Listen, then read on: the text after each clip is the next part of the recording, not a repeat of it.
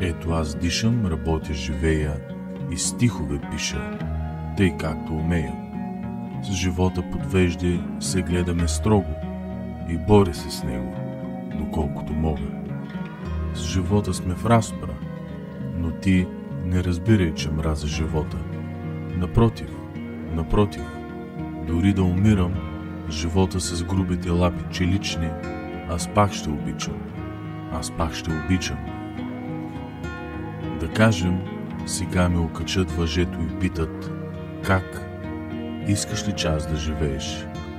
Веднага ще кресна: свалете, по-скоро свалете въжето, злодеи.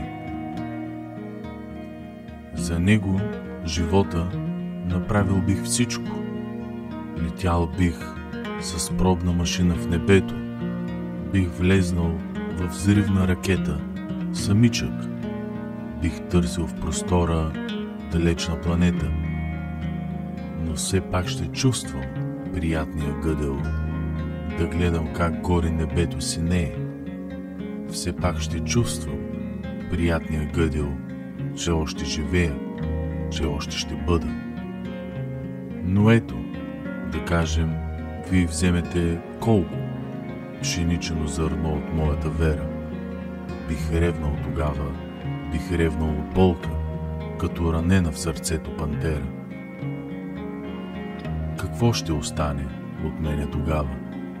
Миг след грабежа ще бъда разнищен. И още по-ясно, и още по-право, миг след грабежа ще бъда аз нищо. Може би искате да я сразите, моята вяра в дните честити, моята вяра, че утре ще бъде живота по-хубав, живота по-мъдър. А как ще щурмувате, моля? С куршуми? Не, неуместно. Ресто не струва.